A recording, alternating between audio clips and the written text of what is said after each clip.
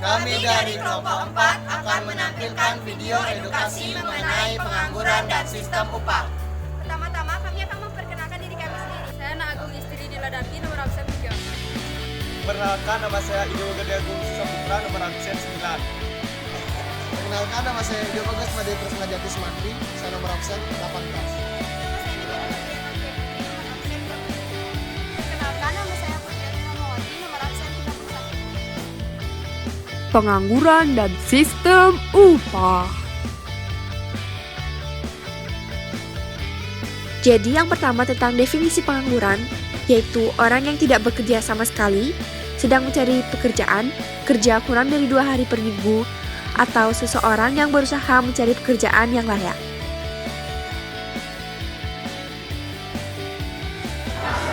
Secara umum, pengangguran disebabkan oleh ketidakseimbangan antara jumlah angkatan kerja dengan kesempatan kerja atau lapangan kerja.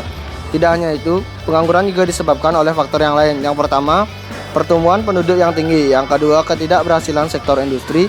Yang ketiga, kualitas angkatan kerja tidak sesuai dengan kualifikasi dunia kerja.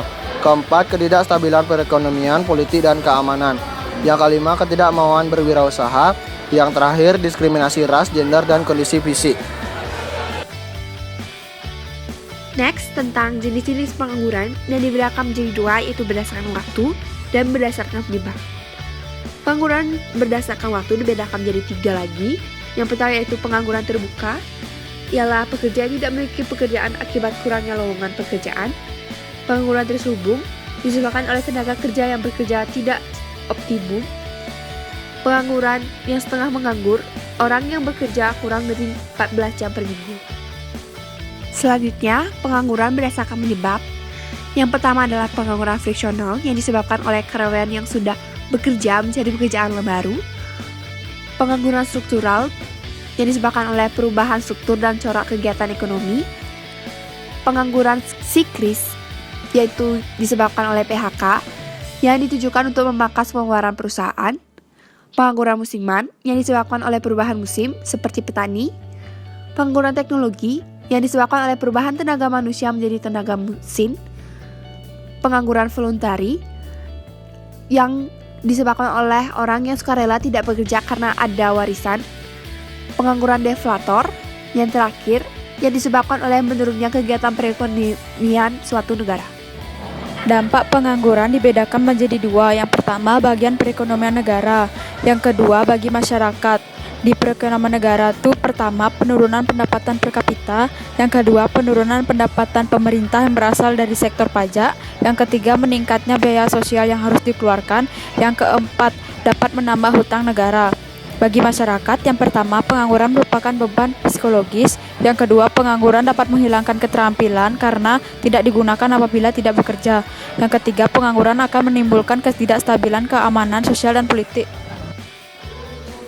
Baik, terima kasih atas waktunya. Jadi di sini saya akan membahas bagaimana cara mengatasi pengangguran. Nah, poin pertama itu memperluas kesempatan kerja dengan membuka lapangan kerja baru baik di bidang pertanian, bidang industri, bidang perdagangan maupun bidang jasa. Yang poin kedua, meningkatkan kualitas pendidikan. Yang poin ketiga, meningkatkan kualitas tenaga kerja dengan memberikan pendidikan, keterampilan melalui pendidikan formal dan non-formal.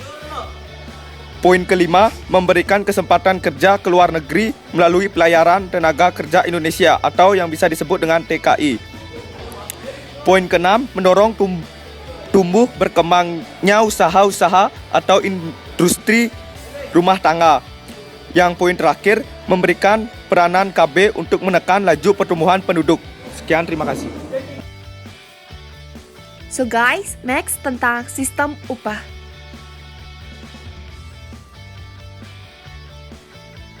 Sistem upah sendiri merupakan kebijakan dan strategi yang menentukan kompensasi yang diterima oleh pekerja. Di Indonesia, sistem upah yang diberlakukan adalah dengan menggunakan dasar upah minimum regional atau UMR dan upah minimum provinsi atau UMP. UMR atau MPP tidak sama besarnya untuk tiap-tiap daerah loh guys. Salah satu penyebabnya adalah kemahalan di setiap daerah yang tidak sama. Nah, sistem upah sendiri memiliki fungsi, yaitu yang pertama, mampu menjamin kehidupan yang layak bagi pekerja dan keluarganya, mencerminkan pemberian imbalan terhadap hasil kerja seseorang, dan memuat pemberian insentif yang mendorong peningkatan produktivitas kerja dan pendapatan nasional. Selanjutnya ada jenis-jenis pemberian upah. Yang pertama ada upah borongan, artinya upah dihitung berdasarkan kesepakatan bersama untuk menyelesaikan suatu proyek tertentu. Yang kedua ada upah berdasarkan waktu atau jangka, artinya upah dihitung berdasarkan lamanya waktu bekerja, entah itu jam, hari, bulan, atau tahun. Yang ketiga ada upah partisipasi, artinya buruh mendapatkan upah tertentu dan bagian laba. Yang keempat ada upah satuan, artinya upah dihitung berdasarkan banyaknya barang yang dihasilkan.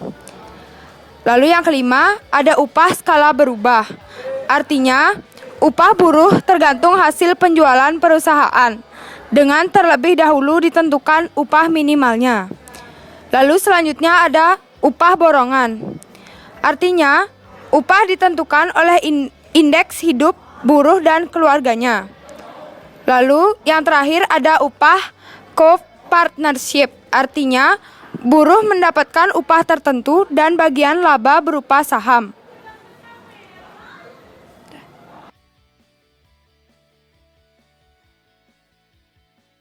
Sekian video edukasi dari kami.